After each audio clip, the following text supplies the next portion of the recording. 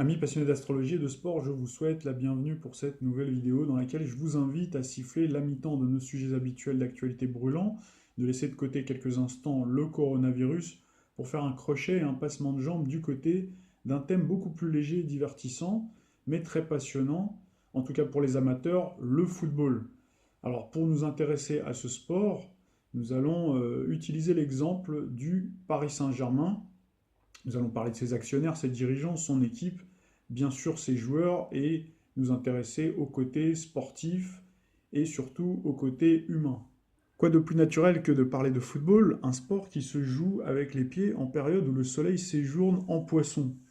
Alors au moment où je tourne cette vidéo, nous sommes le 1er mars 2020, j'en profite pour souhaiter un joyeux anniversaire au signe du poisson. Et donc forcément, les personnes qui ne sont pas initiées à l'astrologie doivent se demander quel rapport entre le poisson et le sport, hein, le football. Alors le football se joue avec les pieds et il se trouve que justement, en astrologie médicale ou en astromorphopsychologie, il y a ce lien étroit entre le poisson et les pieds. Comme d'ailleurs on retrouve le verso qui est lié aux jambes, hein, chaque signe zodiaque est lié à une partie de notre anatomie. Et donc, c'est vrai que si on poursuit sur le poisson, c'est vrai que le poisson est gouverné par Neptune. D'ailleurs, le Soleil se rapproche tout doucement de cette conjonction à Neptune, le maître planétaire, qui prend d'ailleurs toute sa puissance dans le signe du poisson. Et Neptune, c'est alias Poséidon dans la mythologie grecque, et on l'a déjà dit à maintes reprises, Poséidon, c'est le dieu des océans, et les océans, donc par extension, ça peut s'apparenter aux marées humaines. Et d'ailleurs, quand vous allez dans des stades, eh ben, c'est souvent noir de monde pour aller voir les matchs. Et c'est vrai qu'il y a beaucoup d'émulation. D'ailleurs, on fait souvent la hola. La hola, on retrouve bien d'ailleurs l'idée de vague. Et on retrouve d'ailleurs cette passion, cette foi aussi, par rapport aux joueurs aussi que l'on voit évoluer donc sur le carré vert, où on les érige parfois au rang de dieu, au rang de divinité lorsqu'ils réalisent des gestes techniques exceptionnels. Donc plein d'inspiration, souvent il y a aussi cette idée d'intuition, cette idée d'imagination avec le signe du poisson. Après l'inspiration du signe du poisson, on retrouve aussi les fulgurances du signe du Verseau avec Uranus, donc qui permet l'inventivité, qui permet d'inventer des gestes techniques d'avant-garde. Donc là, on retrouve en revanche les jambes cette fois-ci, hein. Alors on pourrait continuer comme ça, le Capricorne et Saturne seraient liés à la charpente osseuse également. Le foot, ça se joue bien sûr avec les pieds, mais ça se joue aussi beaucoup avec la tête, dans tous les sens du terme. Alors on a bien sûr le bon coup de boule qu'on met dans le ballon pour catapulter dans les cages hors de portée du gardien pour faire but. Là, on retrouve le bélier, hein, donc qui est relié à la tête, avec Mars pour l'explosivité et les courses effrénées. Donc là, bien sûr, on a la maison associée à chaque fois, hein, à chacun des signes. Donc on a la tête, bien sûr, hein, dans le sens physique du terme, mais on a aussi la tête, l'intellect, hein, l'intelligence de jeu, comme on l'appelle. Et dans ce cas, ce sont les signes plutôt mercuriens, comme le Gémeaux, donc qui est joueur, feinteur et dribbleur, et la Vierge. Et on retrouve ici le mythe d'Hermès, hein, lié à Mercure, donc Hermès avec ses sandales ailées. Dans notre chronique sur l'amour, nous avions parlé de loi d'attraction et nous évoquons de toute façon sur la chaîne très régulièrement les synchronicités astrales entre les événements d'actualité et les mouvements célestes. Alors cette fois, on va se glisser du côté du carré vert et du vestiaire du Parc des Princes pour mettre cette fois à contribution notre noble art multimillénaire pour chercher les correspondances zodiacales et astrales entre tous ces acteurs du monde du football. Et vous allez le voir, il y en a un paquet. Alors les fans du PSG ainsi que les commentateurs sportifs parlent souvent d'institutions, de l'ADN du club. Dans cette vidéo, nous allons aller beaucoup plus loin. Alors bien sûr, on aura toujours un objectif relativement modeste parce qu'une vidéo c'est assez court, mais on va essayer de dépasser ce stade et scruter l'ADN astral et zodiacal qui va nous permettre aussi de comprendre pourquoi le club mythique francilien a pu devenir en moins d'un siècle aussi hégémonique financièrement mais aussi sportivement, puisque le club est l'un des plus beaux, si ce n'est le plus beau palmarès de l'histoire du football français, et il est également l'un des plus puissants en termes de surface financière au monde. Donc on va essayer de comprendre pourquoi le club marche littéralement sur la Ligue 1, sur le championnat de France de football, depuis pratiquement maintenant une décennie, mais pourquoi en Ligue des Champions, la plus prestigieuse compétition du continent, l'équipe a très souvent calé ces dernières années. Donc comprendre pourquoi Paris est capable d'être magique, fantastique, comme l'entonnent d'ailleurs ses supporters dans les travées du stade, y compris d'ailleurs dans son histoire en Ligue des Champions, avec, avant même, j'allais dire, hein, l'arrivée des actionnaires qataris, puisque le PSG a une histoire hein, qui remonte à bien avant l'arrivée du Qatar, parce que c'est vrai qu'on associe très souvent le PSG à l'argent. Effectivement, dans le monde du football moderne, avec son économie donc florissante, effectivement, il y a beaucoup, beaucoup d'argent qui est drainé. Donc ça, on va mettre tout ça de côté, hein, ce côté argent, même si on va en dire quand même quelques mots. Pourquoi Paris est souvent bling-bling, en tout cas est qualifié comme tel, donc on pourra l'expliquer aussi sur le plan astral, mais expliquer surtout pourquoi soudain le PSG donc, se transforme en Paris est magique, hein, un Paris catastrophique, voire cataclysmique sportivement. En tout cas, c'est l'écho médiatique que l'on a, bien sûr, puisque ça reste que du football. En réalité, il y a bien plus grave dans la vie. Mais ça arrive souvent dans les moments fatidiques, comme l'échéance qui s'annonce prochainement et qui arrive maintenant à grands pas. En effet, à l'heure qu'il est, les passionnés amoureux du football trépignent d'impatience et sont même en même temps assez inquiets à l'idée de voir le club de la capitale disputer ce match retour capital hein, pour les huitièmes de finale de la Ligue des Champions au Parc des Princes le 11 mars prochain à 21h, puisque les hommes de Thomas Tuchel se sont inclinés 2-1 au match aller face au mur jaune du Borussia Dortmund. Donc c'est vrai que la prestation, il faut bien l'avouer, n'était pas à la hauteur. Hein. Donc des possibilités, des potentialités de cette équipe-là.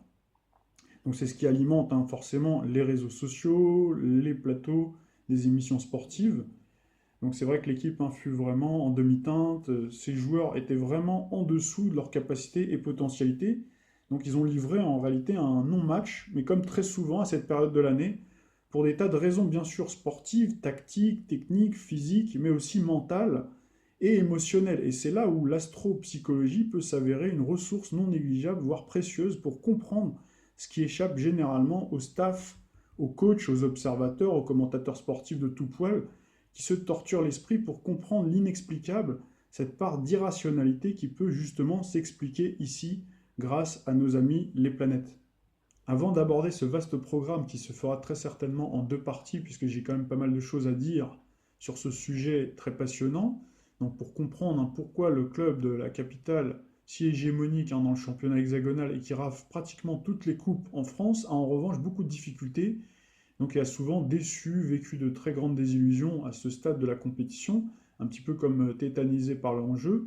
Donc je voulais adresser une petite note d'attention à ceux qui s'interrogent et qui m'ont envoyé d'ailleurs pas mal de messages me disant pourquoi je faisais plus de pronostics, de prédictions, puisque pendant pas mal de temps, sur mon blog, hein, je m'adonnais donc à cet exercice hein, pour essayer de montrer que l'astrologie pouvait avoir aussi son utilité sur le plan sportif, pour essayer justement de comprendre pas mal d'enjeux sur le plan humain, sur le plan sportif, et pourquoi je reviens aujourd'hui, si j'ose dire, à la compétition avec cette petite vidéo.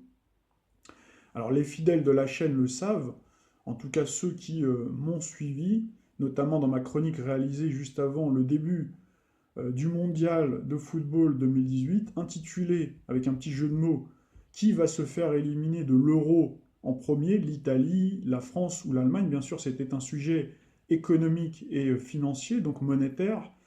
Donc j'avais décidé de donner une priorité au traitement de l'actualité plutôt politique, économique, sociale, géopolitique, car bien sûr, le football, bien que passionnant, donc je pense que c'est quand même secondaire, en tout cas dans la hiérarchie du traitement de l'actualité, et surtout dans ces temps troublés que nous vivons, et je pressentais en effet de nombreux événements sociaux, épineux et cruciaux qui fomentaient, et forcément je voulais consacrer mon énergie et mon temps, donc il n'est pas extensible, hein, pour détecter, voire anticiper tous les enjeux cachés de ces sujets très importants.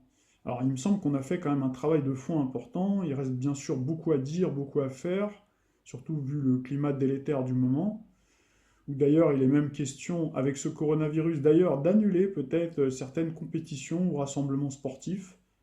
Donc nous reviendrons très probablement de toute façon sur tous ces sujets, bien sûr en vidéo, et vous le savez, je prépare aussi un ouvrage. Hein. Donc vous avez compris, hein, il ne faut pas oublier, et ça c'est un message que j'envoie aux passionnés, de hiérarchiser, donc de jamais oublier bien sûr de se divertir, de rire, hein, surtout d'ailleurs en ces temps troublés, c'est d'ailleurs pour ça que je fais aussi cette vidéo-là, puisque je pense qu'on a quand même bien travaillé. Donc on peut bien sûr s'adonner aussi à ses passions, mais toujours en gardant à l'esprit toujours un œil très ouvert, un œil aiguisé sur les sujets d'actualité, et savoir aussi que les personnes, en tout cas qui nous dirigent dans les hautes sphères stratosphériques, d'ailleurs la plupart hein, contrôlent les médias, utilisent depuis la nuit des temps le pain et les jeux comme opium du peuple pour détourner l'attention de la plèbe des sujets bien plus essentiels.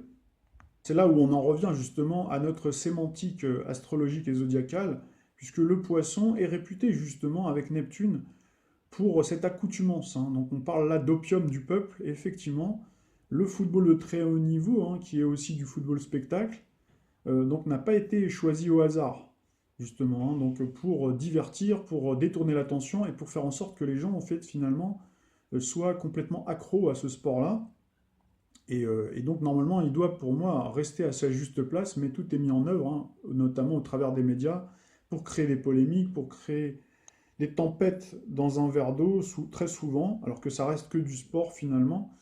Notamment, on met en avant souvent les footballeurs, bien sûr, qui gagnent beaucoup d'argent, mais ce n'est rien à côté de tout l'écosystème hein, du football pour détourner l'attention. D'autres, par contre, hein, des élites, hein, milliardaires, multimilliardaires, qui commettent par contre des choses, qui font des choses pas très claires contre le peuple, alors que les footballeurs, ça reste que des footballeurs finalement, ça reste des humains, ça reste des artistes. En tout cas, certains sont érigés au rang de stars, de superstars, c'est vrai.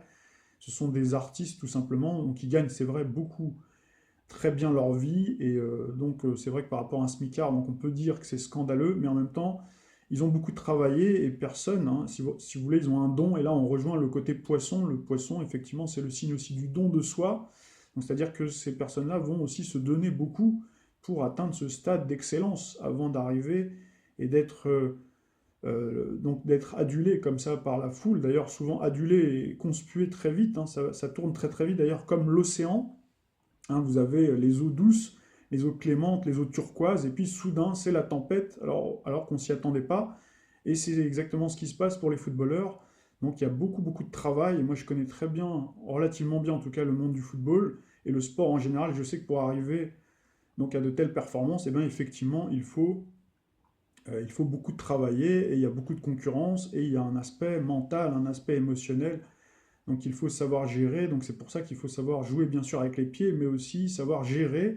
Et c'est la même chose d'ailleurs pour les supporters, donc qui sont le 12e homme, on le dit souvent, et donc ils doivent encourager, quelle que soit donc la période délicate que traverse leur équipe. Et on voit malheureusement très souvent justement ces retournements de veste de la part des supporters, aussi en fonction des médias. Les médias sont gouvernés par Uranus, Uranus une planète qui fait des volte-face sans arrêt. D'ailleurs vous regarderez, on pourra en parler. Il y a très souvent les commentateurs sont de plus en plus, hein, sont très marqués par Uranus dans leur thème, donc ils expliquent en fait qu'ils vont trancher souvent, ils vont diviser, ils vont être assez convaincants quand on les voit à la télé, quand ils vont s'exprimer, quand ils vont émettre une critique, ça va être assez spectaculaire. Tout est mis en œuvre en fait pour créer, déchaîner les passions, la colère même des supporters, mais qui va se retourner sur les joueurs, sur bien sûr le football et pas sur les dirigeants, hein, les gens justement qui font que, eh ben, parfois, on le voit d'ailleurs hein, parmi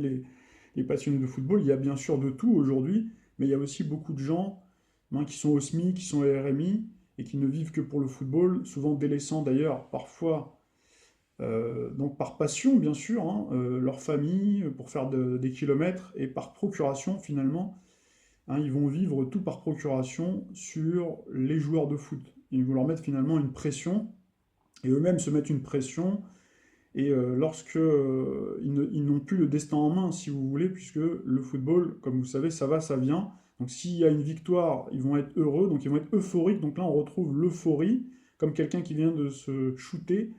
Et puis après, ça retombe le lendemain, l'euphorie. On veut à nouveau ressentir l'adrénaline, la passion du foot. Et lorsque l'équipe ne marche pas bien, et ben là, on est en colère et on est malheureux. Et là, j'ai souvent vu, en parcourant les réseaux sociaux, des gens qui sont excessifs et qui ont du mal à remettre à sa place ce sport là où il est. Mais laissons de côté quelques instants toutes ces considérations, donc politiques, géopolitiques. Revenons à notre sujet du jour. Parlons sport, parlons astropsychologie. Essayons de comprendre l'ADN du club. Donc on va s'intéresser bien sûr à son histoire, chercher la date de fondation, en tout cas c'est fait de mon côté, à travers notamment les actes fondateurs officiels du PSG. Alors selon plusieurs sources, Wikipédia, Canal Historique, le PSG voit officiellement le jour sous un soleil sous le signe de la Vierge, autrement dit, donc le PSG serait du signe de la Vierge. C'est le 27 août qu'a été publié au journal officiel l'acte de constitution du PSG, donc le club PSG a été fondé sous le signe de la Vierge le 27 août 1970 à Paris. D'ailleurs, nous allons fêter prochainement le demi-siècle, c'est aussi pour ça que je fais cette petite vidéo. Alors on cite souvent la date du 12 août 1970, qui peut être prise aussi en compte, mais je dirais que là c'est plutôt l'acte de fabrication. Voilà, si on devait le rapporter à quelqu'un qui doit engendrer voilà, un enfant, donc on va dire que c'est plutôt cette période-là antérieure à la naissance, donc qui peut bien sûr être prise en compte. Mais vous allez voir, donc quand on monte le thème astral du 27 août 1970, donc il y a une véritable correspondance avec de nombreux acteurs en fait du PSG. Donc vous allez voir ça tout de suite. Et puis on retrouve de toute façon ce côté lion, puisque si c'était le 12 août, donc le signe zodiacal du PSG serait du signe du lion, mais on le retrouve dans le thème astral fondateur du PSG. Donc c'est bien le 27 août 1970 que le journal officiel confirme la création du PSG. Alors, le journal officiel, dans sa parution du 27 août 1970, confirmait la modification des statuts de l'association du Paris Football Club qui devenait officiellement le Paris Saint-Germain suite à la fusion avec le Stade Saint-Germanois. Alors, le journal officiel, dans sa parution du 27 août 1970, confirmait donc tout ce que je viens de vous dire. Le 8 août 1970, les dirigeants de l'association du Paris Football Club avaient demandé l'autorisation de modifier le titre de l'association pour devenir PSG. Alors ce courrier a été envoyé à la préfecture de police de Paris, donc avait été réceptionné le 11 août, et le lendemain, c'est le 12 août 1970, que le changement de nom avait été accepté, et le journal officiel donc, officialisait justement l'événement le 27 août 1970, donc Canal Historique nous dit « La légende est en marche ». Voici en présence de la carte du ciel du Paris Saint-Germain, ce fameux jeudi 27 août 1970, une carte du ciel qu'on va bien entendu commenter. Donc avant ça, je voulais vous faire remarquer que l'actionnaire principal, le Qatar, est également du signe de la Vierge. Donc je vais vous montrer tout à l'heure la carte du ciel grâce à AstroThem qui l'a répertoriée. Vous avez également le directeur sportif, Leonardo, qui est aussi du signe de la Vierge. Et vous avez l'entraîneur actuel, Thomas Tuchel, qui est également natif du signe de la Vierge, ainsi que plus de la moitié des joueurs actuels, ou en tout cas une bonne partie, qui sont du signe de la Vierge ou possèdent des éléments vierges dans leur thème complet. Si on regarde, bien sûr, il y a le signe solaire, mais ensuite, après, vous avez d'autres astres. Donc tout ça, on va bien entendu le détailler de suite. Nous avons le Soleil qui se situe à 3,45 degrés du signe de la Vierge. Donc le signe de la Vierge, c'est un signe de terre, c'est un signe mutable, de changement de saison. Donc il est réputé généralement pour son sens du service à la personne. Donc appliqué au foot, on peut dire que la Vierge est plutôt collectif, la joue plutôt collectif et va se mettre au service du groupe. Donc la Vierge a le sens du détail, c'est plutôt un signe humble, plutôt qui est réputé pour sa modestie, pour son goût en revanche de la perfection, du travail bien fait, de la propreté également. C'est vrai que la Vierge, on le retrouve beaucoup dans le domaine médico-social. Il peut être aussi hypocondriaque ou sujet aux blessures, en fonction bien sûr de l'intégration donc du Soleil en Vierge dans le thème, dans la toile de fond céleste, puisque bien sûr toutes les liaisons avec les autres astres va donner une coloration particulière, va donner une caractéristique beaucoup plus, va nuancer, va soit approfondir, prononcer beaucoup plus la qualité ou au contraire la minorer. Donc c'est vrai que la Vierge a souvent tendance à analyser, décortiquer.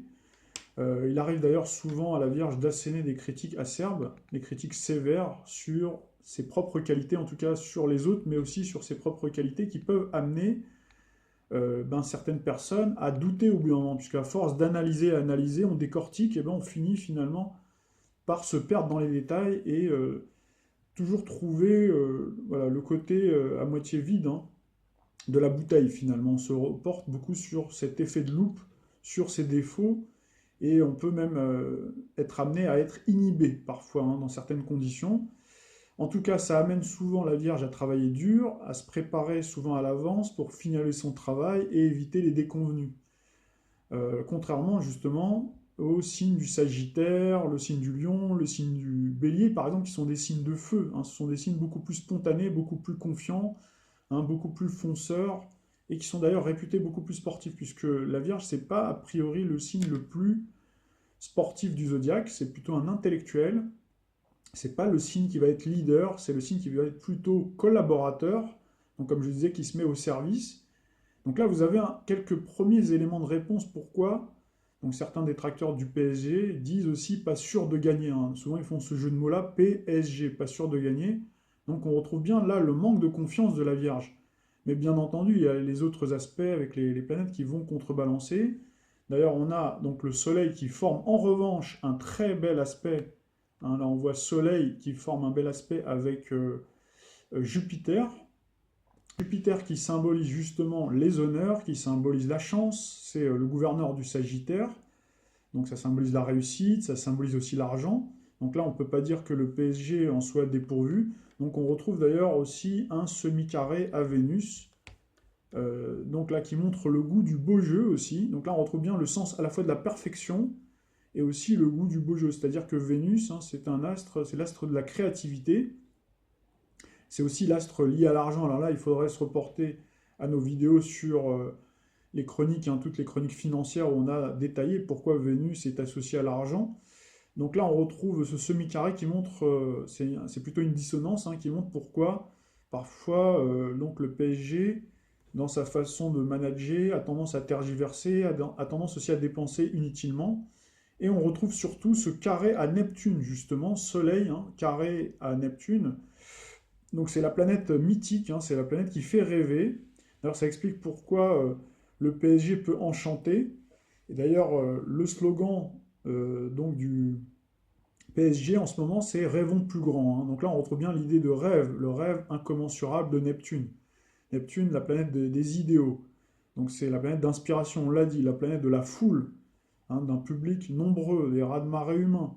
Mais ça explique aussi les égarements, puisque là, on retrouve en dissonance les aveuglements, des choix sportifs assez ubuesques parfois aussi, ou extrasportifs, les déceptions, les désillusions, les naufrages. D'ailleurs, la presse a souvent emprunté ce qualificatif, notamment lors des remontadas, on a parlé de naufrage collectif. Donc là, on retrouve bien la sémantique neptunienne liée au maître des océans, où on coule complètement à pic, où on est apathique, on est inhibé, on perd pied. Hein, il n'y a plus de capitaine de navire. Hein, qui est le leader technique, qui est le leader de vestiaire, où est l'entraîneur. Donc là, on gère mal les émotions d'un grand rendez-vous. Donc là, on retrouve bien Neptune dans l'ADN du club, hein, Neptune qui est en dissonance, donc il peut faire perdre pied, le côté, on va dire, bien ancré, hein, de la Vierge, hein, puisque la Vierge, c'est un signe de terre, au contraire, c'est un signe perfectionniste, un signe qui, au contraire, a le sens hein, de la perfection, qui sait où il va, justement, au contraire, hein. C'est un signe plutôt intelligent, mais là, dans ces moments-là, quand il est pris par l'émotion, quand toute l'équipe, quand tout le club est pris par l'émotion d'un grand rendez-vous, donc là, ils perdent complètement leur football. D'ailleurs, on a pu le voir lors du match, alors je l'avais vu, c'était contre Barcelone, là, en 2017. D'ailleurs, c'était le 8 mars, on va y revenir. Après, on va parler, bien sûr, des transits planétaires, hein, qui viennent appuyer là où ça fait mal, puisque la majeure partie du temps, vous l'avez remarqué, le PSG, ça marche bien, hein. D'ailleurs, hier, ils ont gagné encore 4-0. Alors vous allez me dire, c'est que contre Dijon. Vous allez voir qu'il y a aussi une question d'horaire, il y a une question de datation.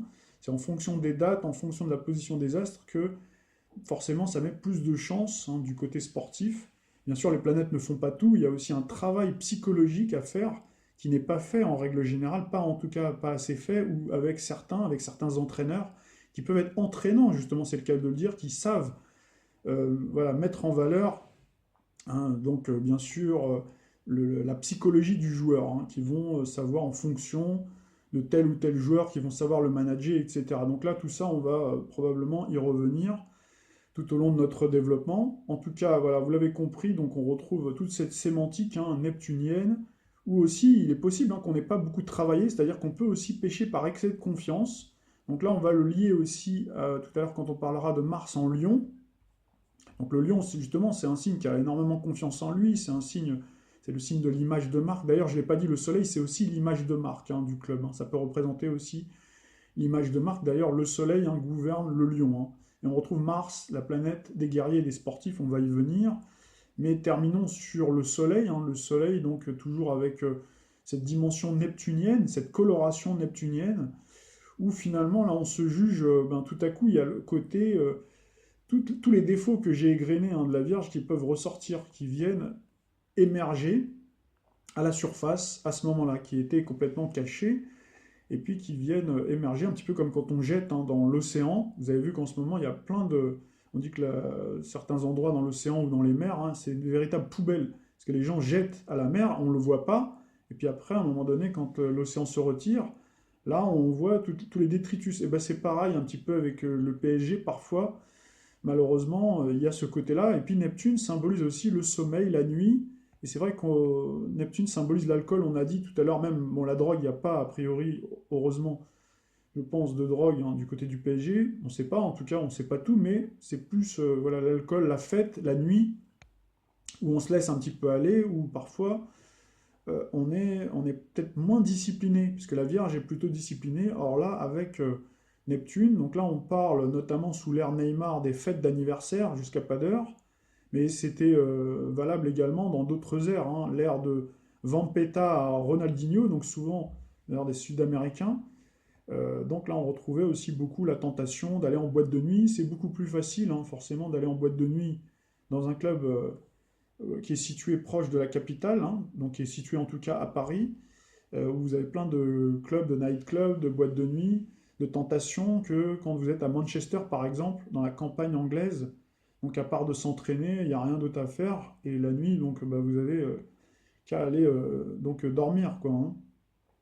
Alors vous verrez, donc lorsque l'on parlera du transit de Neptune, donc là, à chaque fois, il y a eu une activation au moment clé où il y a eu ces grands rendez-vous. Donc en Ligue des Champions, d'ailleurs, on est dans cette période poisson, poisson gouverné par Neptune, avec un soleil et Mercure qui gouverne, qui séjourne pardon, dans le signe du poisson. Mercure qui est le maître justement du signe de la Vierge. Et donc là, on va en parler aussi bien sûr de Mercure. Donc on retrouve Mercure d'ailleurs qui est en Vierge également, donc là qui est dans son domicile, aux côtés d'ailleurs de Pluton. Alors Pluton, c'est le maître du Scorpion, qui symbolise le pouvoir, la puissance, la stratégie, l'instinct, la dureté au combat, notamment pour les causes perdues, des fois quand il faut remonter un score par exemple. Pluton, ça nous parle aussi de financement, alors soit occulte, soit officiel, mais en tout cas venant là d'hydrocarbures. Et là on retrouve bien, vous voyez, Pluton, ça veut dire que le PSG était prédestiné donc à recevoir des fonds, donc là en l'occurrence ici le Qatar, puisque Pluton, alias Hadès, le maître des mondes souterrains, nous parle bien des richesses souterraines, des hydrocarbures. Donc là on retrouve cette conjonction parfaite en Vierge, donc Mercure maître de la Vierge, Mercure dans son domicile, est tout puissant et confère finalement de nombreuses qualités en termes de mobilité, de goût du jeu parfait. Donc là on retrouve le caractère virginal mais augmenté, avec à la fois la puissance et l'intelligence de jeu, bien sûr. Donc on peut rajouter, bien sûr, là on vient de parler de Mercure, alors on va parler également de Vénus. Vénus, c'est la cote d'amour, Vénus. Donc là on retrouve en balance, la balance d'ailleurs qui est le signe de la France de la Ve République, qui a été fondée le 28 septembre 1958 à 22 heures à Paris. Donc on retrouve bien un thème balance, et on retrouve bien Uranus qui forme une conjonction avec le Soleil de la France. Donc c'est pour ça aussi que c'est un club très médiatique dont on parle beaucoup, et avec Vénus qui a quand même une cote d'amour, même si Marseille, bien sûr, a longtemps tenu le haut du pavé, puisque Marseille... D'ailleurs, Marseille est également du signe de la Vierge. J'aurai peut-être l'occasion de vous en parler très sommairement d'ici la fin de la série de vidéos, en tout cas de cette vidéo-là et de la suite qui arrive. Alors, on a également, parlons de Mars, quand même, c'est la planète des guerriers. donc c'est la planète du sport par extension. Donc là, on le retrouve en lion. Donc le lion, bah, qui est le signe des stars, hein. C'est un signe en général qui ne doute pas. C'est le signe de l'image de marque. Hein, c'est le signe qui a une certaine notoriété. Donc on retrouve là la notoriété. Donc ça explique pourquoi aussi le PSG a souvent attiré des stars, et en tout cas en a fait des stars, puisque certains ne l'étaient pas et le sont devenus.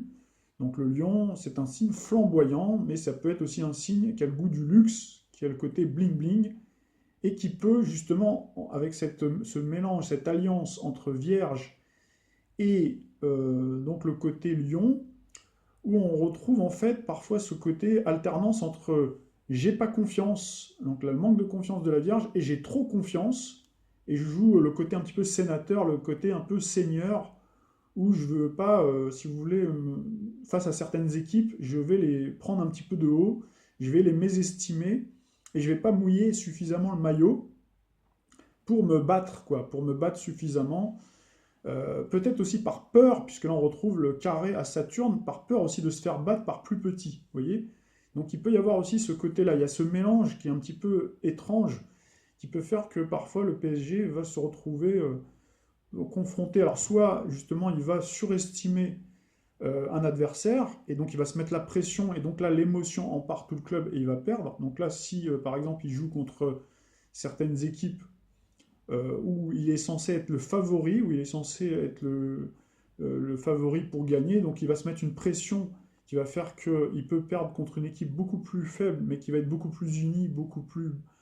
voilà, qui va jouer beaucoup plus collective, moins individualiste, justement on retrouve Mars, hein, la planète de l'ego qui gouverne le bélier, donc dans le signe du lion, qui de temps en temps peut la jouer un petit peu trop perso. C'est vrai que le football c'est assez particulier, puisqu'il faut à la fois des individualités, mais qui se mettent à la fois au service du collectif, et en même temps il faut savoir jauger le bon moment, quand jouer collectif et quand jouer individuel. Donc là, normalement, le Mercure en Vierge doit permettre ça. Sauf que de temps en temps, à cause justement de ce caractère neptunien, d'ailleurs, qui englobe aussi Mars, donc Mars qui fait aussi un carré à Neptune, c'est-à-dire qu'on joue complètement à l'envers, et en plus on retrouve un carré à Saturne. Donc là, c'est les mauvais choix, la peur de perdre, donc où parfois, ben, on a à l'inverse, hein, ce côté, quand on sait qu'on n'a rien à perdre, tout à gagner, puisqu'on se retrouve, comme c'était le cas quand Paris n'avait pas de statut, encore en tout cas le même statut, qu'aujourd'hui, puisqu'aujourd'hui il est censé, on lui a mis tout de suite la pression. L'erreur des dirigeants qatariens, quand ils sont arrivés, c'est qu'ils ont tout de suite mis la barre un petit peu trop haut, quoi, hein. C'est-à-dire que eux-mêmes, hein, je pense qu'ils étaient inexpérimentés, et ils ont mis la barre un petit peu trop haut, alors qu'on sait très bien que l'argent ne fait pas tout, hein. Il faut aussi beaucoup de travail pour rivaliser avec les plus grands d'Europe, hein, qui sont des clubs centenaires, hein, je le rappelle, alors que le club de la capitale, c'est la moitié, hein. Donc forcément, elle n'a pas l'expérience. Et ça a été... mettre cette pression, je pense que ça a été complètement contre-productif. On le voit à chaque fois, à chaque échéance, hein, à chaque fois il se loupe, quel que soit d'ailleurs l'entraîneur. Le choix de l'entraîneur, on va en parler aussi, il y a eu des erreurs, il y a eu beaucoup d'erreurs, hein, donc de la part du club, mais bien sûr on ne peut pas faire du 100%, aucun club, hein, n'arrive à faire du 100%, et puis il y a des cycles aussi, on va en parler. Mais voilà, donc c'est aussi pour ça que Paris Saint-Germain parfois peut pécher par excès de confiance, peut avoir ce côté un petit peu, donc soit se mésestimer, ou alors quand on arrive face à un grand d'Europe, quand on n'avait pas ce statut, cette image de marque qui nous colle à la peau, cette exigence de résultat, donc on pouvait facilement créer l'exploit, et justement donc faire chavirer donc les supporters. Alors finalement, les supporters aujourd'hui sont sevrés de coupe, hein. Ils ont, sur le plan national en tout cas, ils ont tout gagné, et aujourd'hui ce qu'ils veulent c'est franchir au moins ce palier et aller le plus loin possible en Ligue des Champions. Et donc c'est cette pression-là qui est devenue, je pense, insupportable pour les dirigeants du club, notamment pour l'entraîneur, mais également pour de nombreux joueurs qui sont natifs justement de la Vierge. On va en parler de suite de la vidéo.